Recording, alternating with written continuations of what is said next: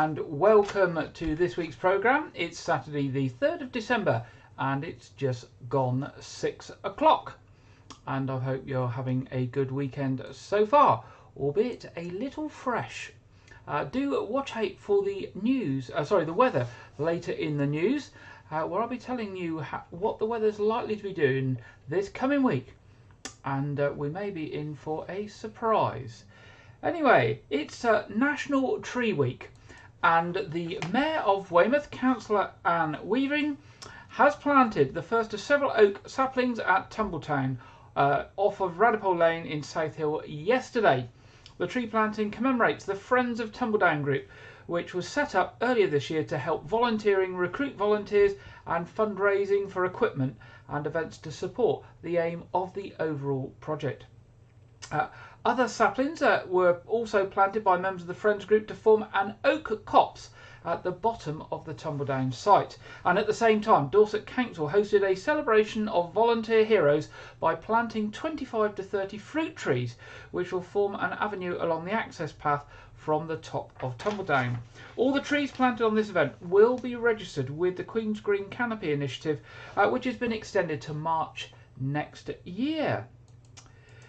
Moving on, Dorset County Hospital's anaesthetics department have been recognised again for providing the highest standards of patient care.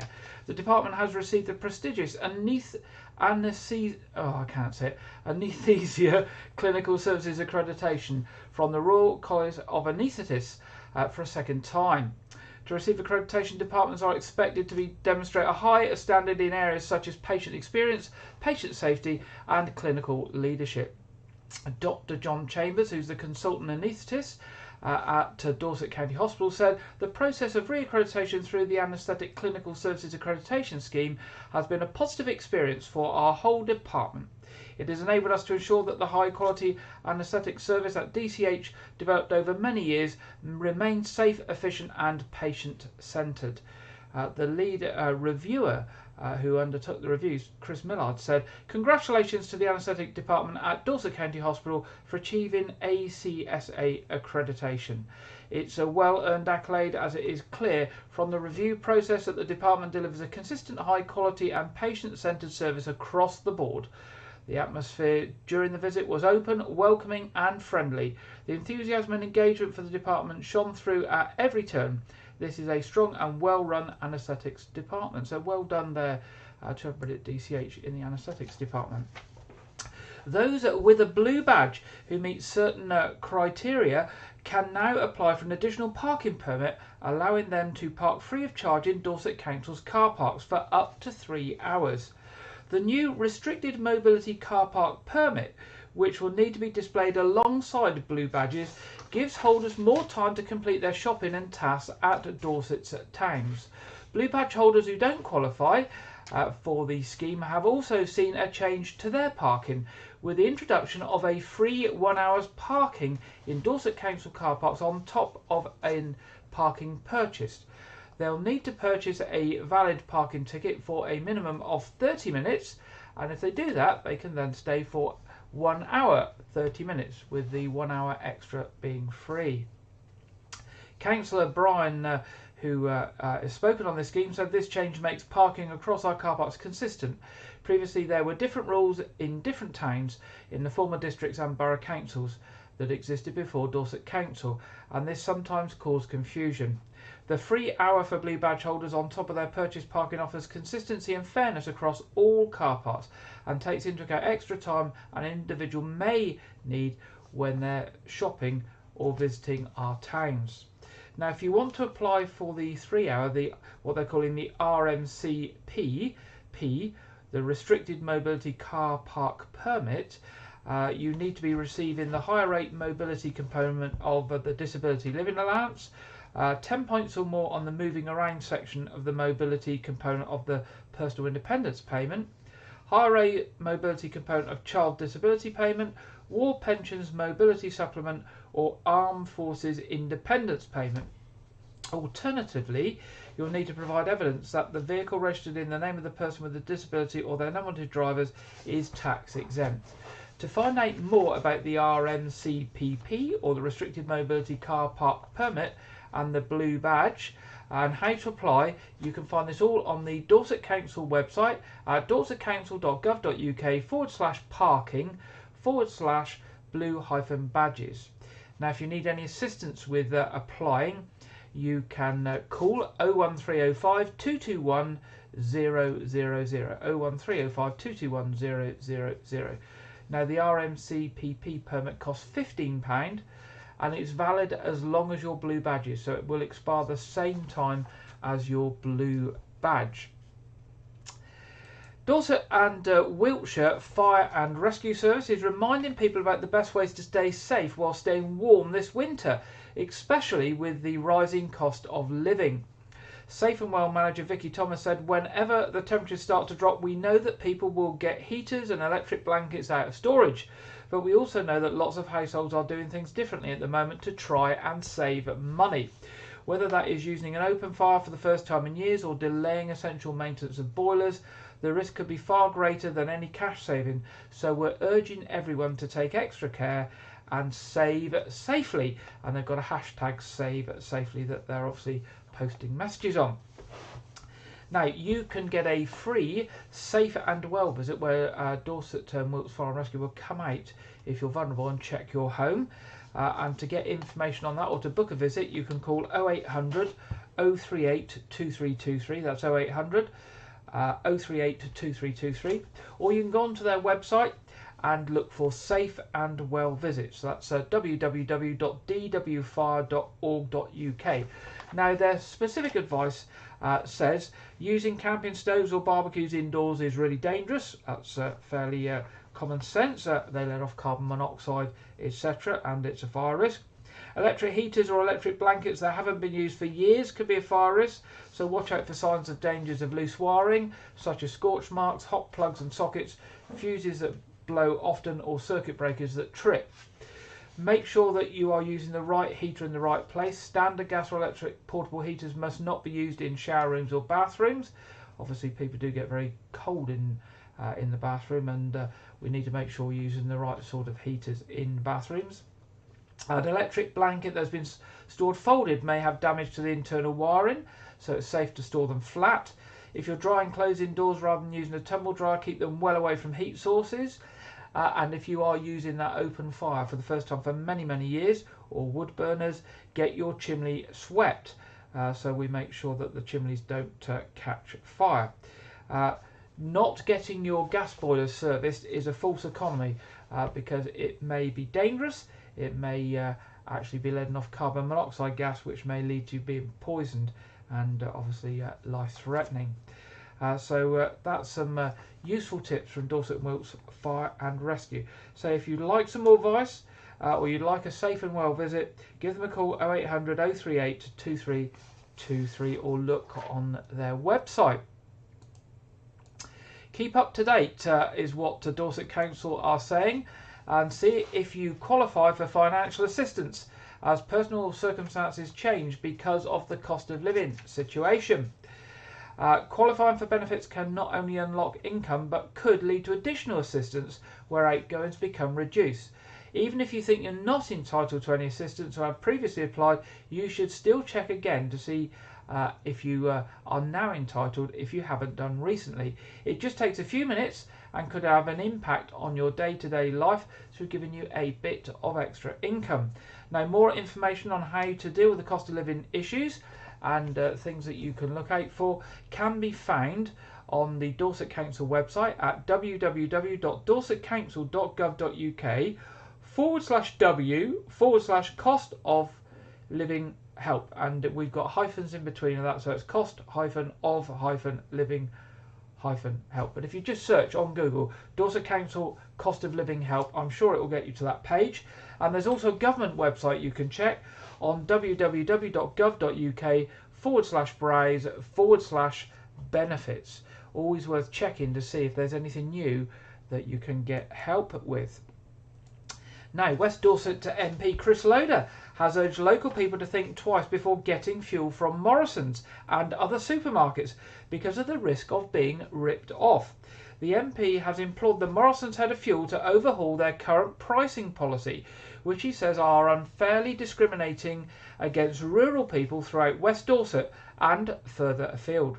At a meeting last week with Morrisons, Mr Loader expressed firsthand his intention to meet with the Competitions and Markets Authority to further hold supermarket fuel stations to task over their pricing strategy. Mr Loader also invited Morrisons to meet with him and the Prime Minister.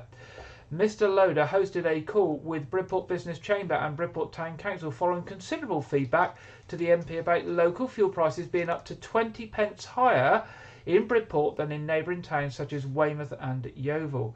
And this is the same throughout rural Dorset. This culminated in Mr Loader's intervention in the House of Commons during Prime Minister's questions. The Prime Minister, Rishi Sunak, responded to Mr Loader by stating that he had called for a review into the fuel industry by the Competition and Markets Authority and will be meeting him to discuss the issue.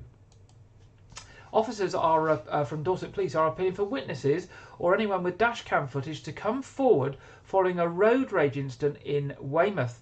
At approximately 2:55 on Saturday the 19th of November, a collision occurred in Westham Road. It is reported that a rider of a moped kicked the front side of a car while passing.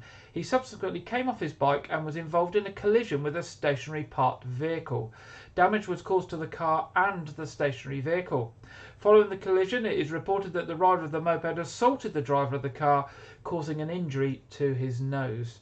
Anyone with information or dash cam footage is asked to contact Dorset Police on 101, or alternatively, if you wish to give information anonymously, you can do it through the Crime Stoppers charity on 0800 555 111. That's 0800 555 111. Now, staying with Dorset Police. Dorset Police has taken part in a multi-agency marine training exercise off the coast of Portland to ensure teams from across the UK can respond to challenging threats and incidents at sea. The exercise was led by the Joint Maritime Security Centre and involved officers from Dorset Police Maritime Team, Portland Port Police, along with colleagues from Hampshire, Thames Valley, Avon and Somerset, the Met and Essex. Other agencies involved in the three-day exercise included the RNLI, HM Coast Guard, UK Border Force, the NCA, Ministry of Defence, Marine Management, Hazardous Area Response Team and the MPAS helicopter and the fire service. The training exercises included a series of scenarios based on protests, both in the water and on vessel, to enable agencies to work together to safely deal with the incidents. Dorset Police's Marine Policing Team has a responsibility for policing the force's 89 miles of coastline out to the territorial limit of 12 miles. This includes the busy Weymouth and Christchurch harbours and small fishing ports of West Bay, Lyme Regis and Swanage, as well as the world's second largest natural harbour at Poole. Dorset Police would like to make it clear that this exercise was unrelated to anything to do with small boats activity in the English Channel. Dorset Council is inviting private landlords to work in partnership with them to provide good quality accommodation for young people leaving the care of the council. At an event in Dorset on the 1st of November, representatives from Dorset Council told landlords that in exchange for letting out their property to a care leaver, they could expect a guaranteed deposit, rent in advance and regular guaranteed rent payments for the first 12 months of a tenancy. Care leavers receive statutory support until they are 21, and this can be increased to 25 depending on their circumstances. Care leaver Casey said, being a care leaver and in foster care has really shaped who I am in a good way. It's really helped me to be a better person. When you've had that life experience as such as a young age, it really does make you grow up quickly. I think that this is a level of maturity that you might not find in other people of my age. I hope that landlords think about giving an opportunity for good accommodation to someone who might not have access to it.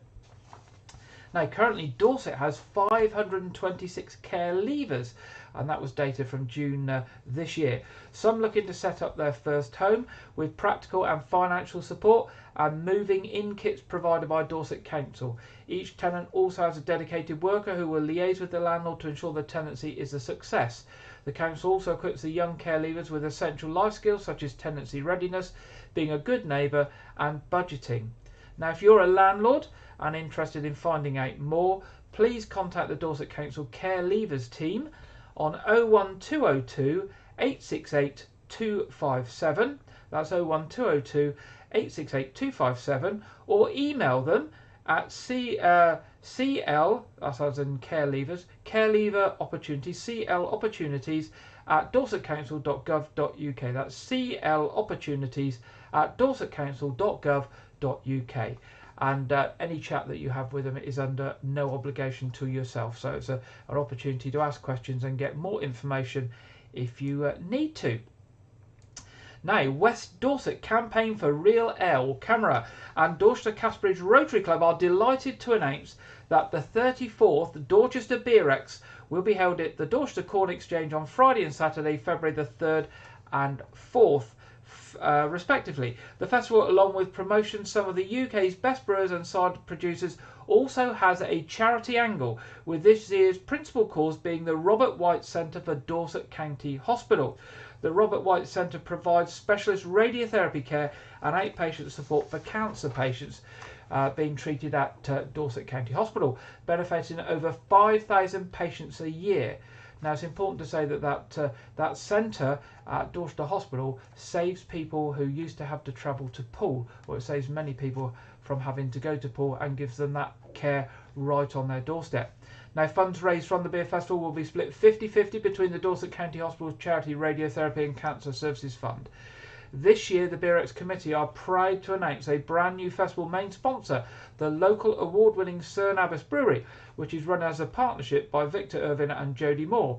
When asked about the brewery being the incoming main sponsor, Vic replied, "We are honoured. It's a good way to start the drinking season, and festival's main cause, DCH Robert White Centre, is very close to my heart."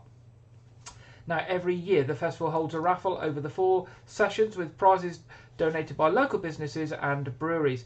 This year the raffle will once again be raising funds for the Dorchester Youth and Community Centre in Kings Road, Dorchester, which is a valuable asset for young people by providing a safe place to meet and engage in assisted activities. So if you support Dorchester Beer X, you're supporting Dorset County Hospital's radiotherapy and the centre there, and also through the raffle you're supporting the Dorchester Youth and Community Centre. So if you want to book tickets or get tickets, you can get them in Dorchester from Connival Rabbit and Tom Brown's pubs, in Weymouth the Doghouse Micro Pub and the Belvedere, or online at www.camerawestdorset or camerawdorset.org.uk.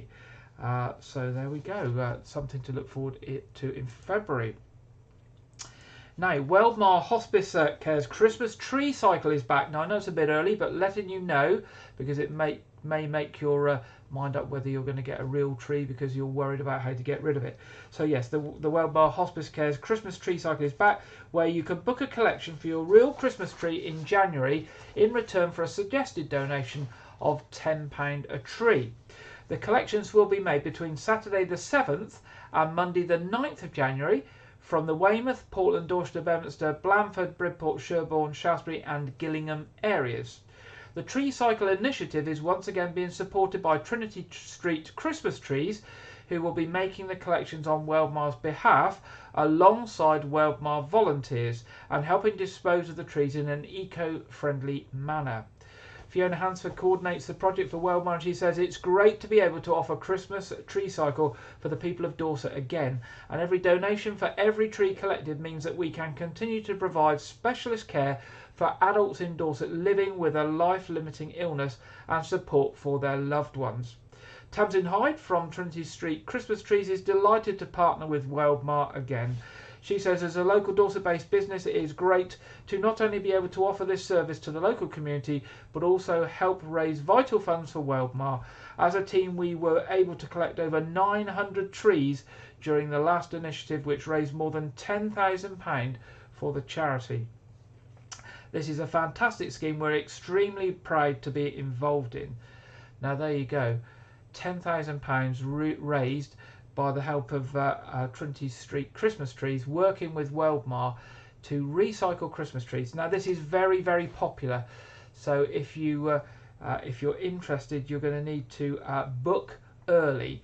and you can book online and get more information at weldmarhospicecare.org/trees. That's weldmarhospicecare.org/trees. And this year they're going to ask you to add your what 3 words to give information on your location. If you don't know what 3 words is, it's an app you can download on your mobile phone, whether it's an Android phone or an iPhone, and it will actually tie you down to somewhere like a 3-meter square. So with those 3 words, that someone knows exactly where you are, and it's now used by the emergency services as well. So it's well worth getting it on your phone, because if you're out and about and need an ambulance and you don't know where you are, you can give them the what 3 words. So we'll do an article on what 3 words one week, because it's a very interesting product. There we go. That's the Christmas tree cycle from Weldmar and Trinity Street Christmas trees. And finally, in our headlines tonight, every year thousands of people line the harbour in Weymouth to witness the annual Lions event, which has become a landmark for the town. And this is the Christmas Day Harbour Swim. For those brave enough to suffer a Christmas morning dip, the 70-metre plus distance starts from the harbour side on Trinity Road and finalises across the water opposite the Harbour Master's office on Custom House Quay. The first race starts at 11 a.m. Swimmers will be split up into 10 groups of 50, with some swimmers racing across the distance in a few minutes. Swimmers are requested to purchase a ticket beforehand from the Lions Bilito site. Bilito is an online ticketed site. And it's a really long link. So what I'll do is I'll put this up in our Facebook page, but I'm sure if you search for Weymouth Lions Bilito Christmas Day Swim, you will find the link. They're also pleased to announce that there will be tickets available on the day, subject to availability. But to be sure to get a place, do book them in advance. Now, Lions President Julie Story said, "I am pleased that this event can now revert to how we were in 2019 with no restrictions, because the last 2 years have been frustrating for everyone. I want as many people as possible to come down to the harbour side and cheer on the swimmers and have a great time." Lions event chairman Ryan Hope said, "This year's swim has been a pleasure to help organise. 480 swimmers were a record back in 2019 and the most we've had for some time. Let's beat it this year." Now, further details for swimmers can be found on the Lions website, and actually I suspect if you go to the Lions website you will find a link to their Bilito site to get your ticket. And the Lions Club website is www.weymouthlionsclub.co.uk, www.weymouthlionsclub.co.uk, and the tickets are £15 to take part in the Christmas Day Weymouth Lions Swim. And remember, all the money that Lions raise does go to support either local charities or some of the Lions national and international projects. And that's the end of tonight's headlines. Whew, well, a lot going on, isn't there? And of course, we're in that run up to Christmas now, and Christmas is fast approaching. It doesn't seem long since last Christmas and the summer, but we are now getting quicker and quicker towards Christmas. People are putting their trees up and some lights up, and we've been out putting our lights up outside today and buying their presents ready for the festive season. In Wyke Regis, where we're based, it's the Christmas Street Fair tomorrow, and that really tells us that Christmas is getting close and on the way. Now, in Wyke Regis, angels will start to appear soon around the village, and you might be walking around somewhere in Wyke Regis, and you'll suddenly come across a little angel just propped somewhere, which you can take home. Now, we're now going to hear from Janet Hall from All Saints Church in Wyke Regis about angels coming to Wyke Regis.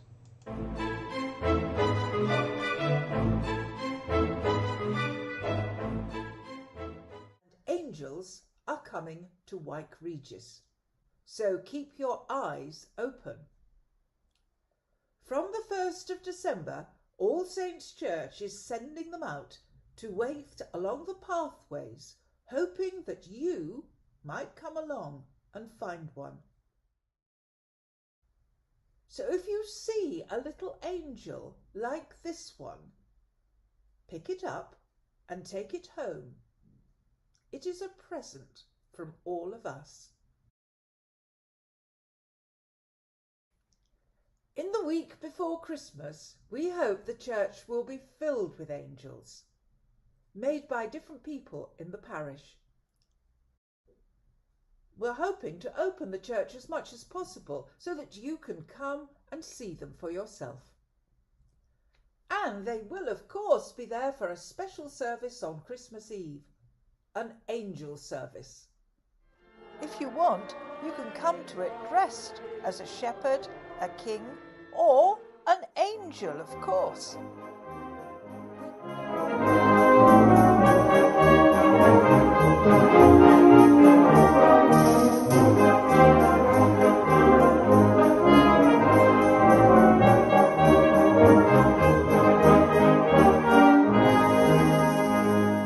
For it will be great fun for the whole family.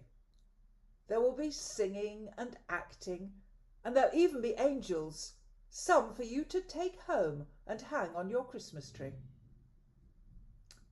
But you don't have to wait that long to see angels. They are coming to a street near you this week.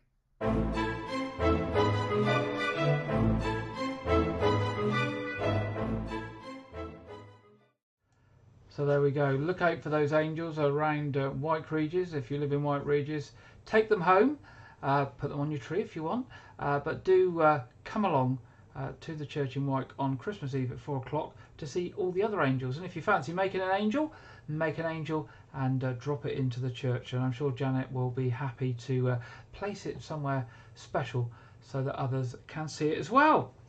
And keeping with the Christmas theme, last week, this time was the switching on of the Christmas lights in Weymouth and the challenge to have the biggest gathering of elves.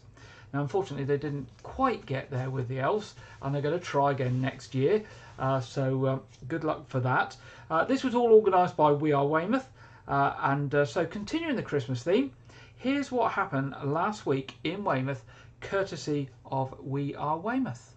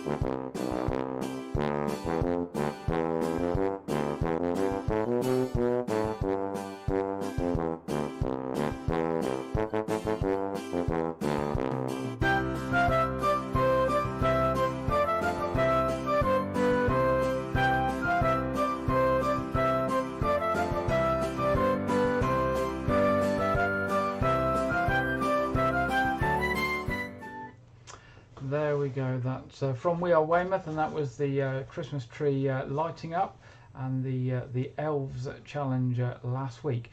Also, we saw in that video the Christmas pantomime characters, and we'll be coming back to panto in a while, as that is about to start as well.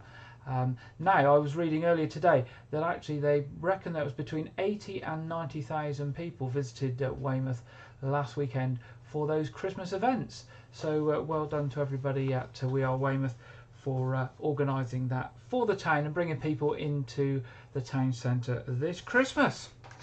Now it's that time in the programme where we go over to our regular contributor Andrew Wright for this week's film review and preview.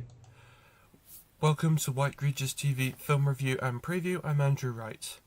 This weekend marks the release of Violent Night, an action comedy Christmas film from producer David Leitch, starring Stranger Things' David Harbour. The film's plot revolves around a paramilitary group seizing the estate of a wealthy family on Christmas Eve, and Santa Claus must answer a little girl's Christmas wish to save the day and Christmas. The film premiered at New York Comic Con in October and has received mostly positive reviews from critics that label the film a lot of fun. I'm planning on checking it out this weekend, so stay tuned. Last week, the Guardians of the Galaxy Holiday Special was released on Disney Plus as the conclusion to the Marvel Cinematic Universe's fourth phase. The special features the returning cast of Chris Pratt, Dave Bautista, Pom Clementif, Karen Gillian, Bradley Cooper and Vin Diesel. The special revolves around the Guardians heading to Earth to find a Christmas present for their leader, Peter Quill. Now, I really enjoyed this special. I thought it showed us a great taste of what's to come in the third Guardians film releasing in May. It's also been widely established by fans and critics, myself included, that actress Pom Clementif gives an incredible performance and becomes the beating heart of the special.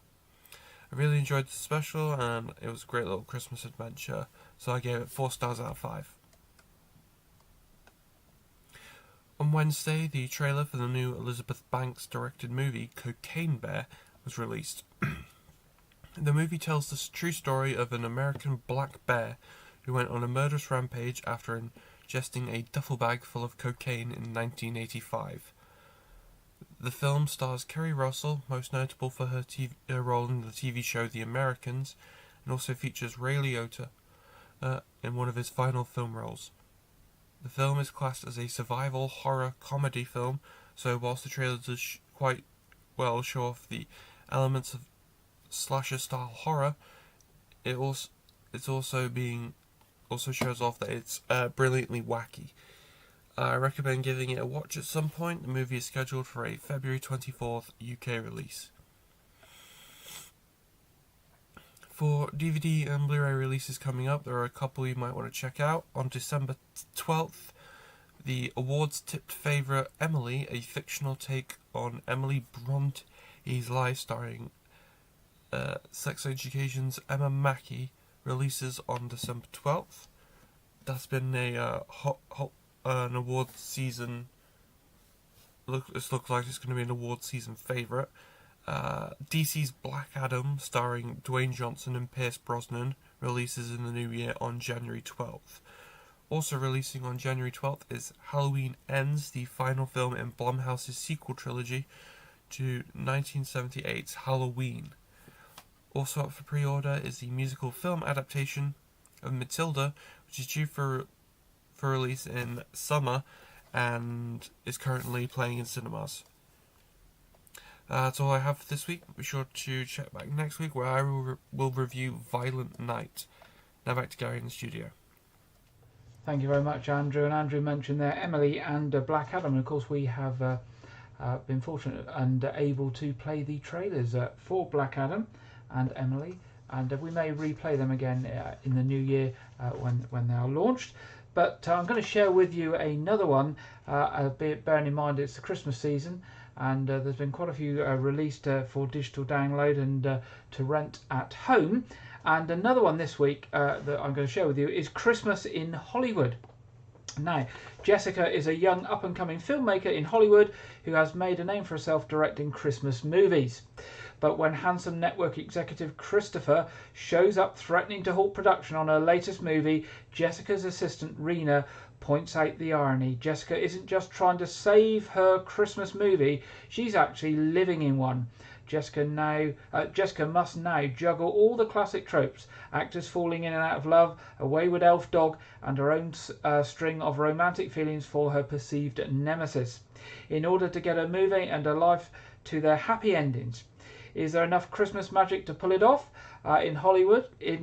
Well, here we go. The film also stars Riley Dandy, Zack Steiner, Tom Williamson, and Missy Parr, with Jessica Vann playing Jessica, and John Swickland playing Christopher, and Anissa Barrigo playing Rena. It's from Warner Brothers. It's called Christmas in Hollywood. It's available for digital download from December the 5th and from rental on December the 12th. And here it is, Christmas in Hollywood. Quiet on set. Let's make some Christmas magic. Mark. Action. Hi there. Welcome to Chloe's Cakes. What can I get you fellas? I'm looking for the owner, Miss Chloe Donner. That is me.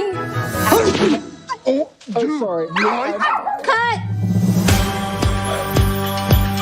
Hi, I'm Christopher. The network wants me to find out if Christmas movies are worthwhile. I'm going to be on set for all of production. That's not necessary. If I had some ideas about the script, do I talk to you about those, or...? He's your antagonist. What are you talking about? This whole thing is a Christmas movie. We need to follow the formula. Big city boy meets small town girl. They have conflict. Christmas magic is like snow in LA. There's no such thing.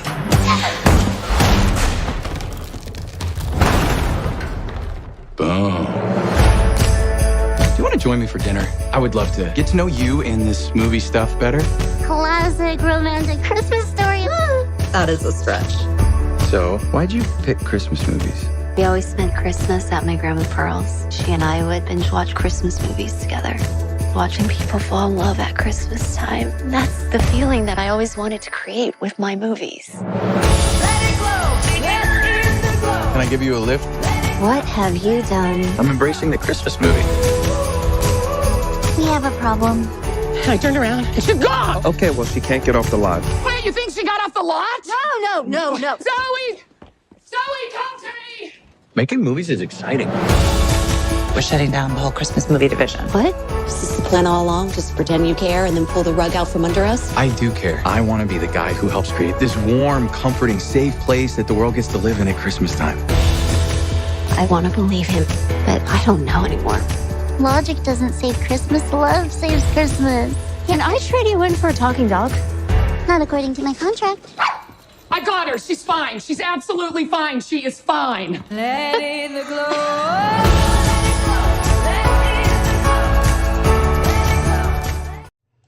There we go. That's a Hollywood Christmas that's available this Christmas time. One of those movies especially released for Christmas from Warner Brothers.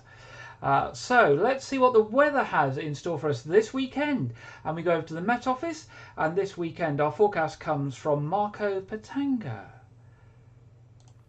Hello and welcome to your latest weather update from the Met Office. We're set to see some fairly chilly conditions across the UK over the next few days. Yes, there'll be some sunshine, but equally a fair few showers and an increasing chance of snow, particularly across the north of the UK as we head through the coming week as those winds start to swing into a cold northerly direction.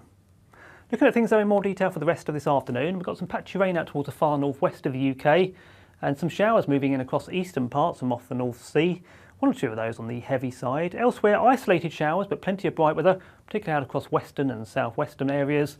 And although temperatures are reaching 6 or 7 degrees in the south, possibly 9 or 10 towards the northwest, it's going to feel much colder out and about given that easterly breeze. In fact, across the south of the UK, it's going to feel more like 3 or 4 degrees this afternoon, so you'll certainly need to wrap up warm if you're heading out and about. As we head through the evening into the overnight period, the rain towards the northwest of the UK will start to move away towards the northwest and ease, so the best of the dry weather tonight when clear spells developing out across western and northwestern areas. But notice those showers out across the east start to become heavier, more widespread, feeding westwards through the night into parts of Northern Ireland, into parts of Wales, but certainly focused across northern England, central and eastern parts of Scotland. Could even see a bit of winteriness across the hills here. And although temperatures generally holding up just above freezing, in 1 or 2 rural spots, particularly towards the north and west, we could see a touch of frost. As for Sunday, well, it's set to be a cloudier day than Saturday. Still plenty of showers out towards the east and northeast of the UK, certainly through the morning, starting to ease as we head into the afternoon. Elsewhere, quite a bit of cloud around, so again, the best of the brightness out towards the far west and southwest of the UK. Quite cloudy notice there down towards the southeast. And temperatures, well, around about 5 to 8 degrees, so certainly lower than they should be for the time of year. With a strengthening easterly breeze, actually feeling colder, close to freezing in 1 or 2 spots tomorrow, so a pretty chilly afternoon to come on Sunday. That's pretty much it for me, but of course you can keep tuned to the Met Office forecast by following us on social media. I'll see you soon, take care, bye bye. Thank you, Marco. Now, I said earlier in the programme that there might be a bit of a surprise when we look at the weather, and are you ready for this? Here we go. Goodness gracious me, look at those temperatures dropping as we head towards next weekend. Yes, it's going to be sunny, it's going to be dry, but look, as the week goes on, we go down to 0 and then all the way down to -2. So winter has finally arrived, and next weekend is going to be incredibly chilly. So if you think this week's cold, wait for next week. There we go. Okay, so let's move to our What's On session, seeing what's coming in the week or so's ahead. Well, the big thing, or the big next thing at Weymouth Pavilion is, of course, the pantomime, which is starting on the 10th of December and running through to the 2nd of January. Now, if you're interested in pantomime, want to get the family there, or if you're going to go on your own, now's the time to get your tickets, because they're going to be going fast and furious. Pantomime is always very, very popular. Tickets available on the online box office, weymouthpavilion.com, and by telephone 01305 783 225. So don't get disappointed, get those tickets soon. Now, the Mischievous Elves are at the Noath Fort again tomorrow, next weekend and the following weekend, with lots of Christmassy activities and craft making and things going on at the Noath. So that will take you through to Christmas. Now, Arts Reach have got 2 productions on in the run-up to Christmas. One's called Gadarene. Take old English tunes and add a sprinkling of ideas and modern dance grooves to revitalise them into an exciting new energetic music. This is their description. Weaving in clog dancing and Dartmoor step dancing, Gadarene is a feast for the ears and eyes. Now, this is on at Morden Village Hall, Wareham, on Thursday the 8th of December at 7:30. Hullstock Village Hall, Yeovil, Friday the 9th of December at 7:30, and closer to us, Cerne Abbas Village Hall, Dorchester, on Saturday the 10th of December at 7:30. Also, Snow Angel, a shamelessly festive cabaret show celebrating all that is Christmassy. Subversive and anarchic, darkly hilarious and shamelessly festive, Snow Angel is a Christmas show that threatens to blow the cover off Elsa and Anna, the snowman and a poor little drummer boy.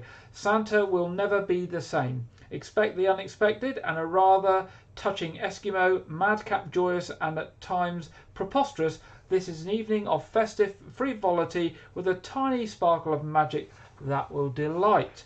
Now, this is on at the Malham Theatre, Swanage, on Friday the 9th of December at 7:30, and at Sturminster Marshall Memorial Hall near Winbourne on Saturday the 10th of December at 7:30. So those are this coming week's shows from Arts Reach. More information on the Arts Reach website, of course.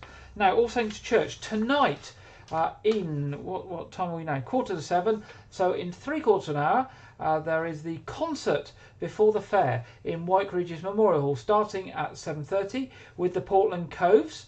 and there's a bar and all sorts going on there. So that's 7:30 tonight in the Memorial Hall. So even if you haven't thought about it and you're thinking you're sat at home now, there's not much on the TV, you don't want to stay in for our quiz, you want to do something else, pop up to the Wyke Memorial Hall. You've got a live band there, the Portland Coves, with a bar and lots of people to enjoy an evening with. Tomorrow, of course, is the Christmas street fair in Wyke Regis.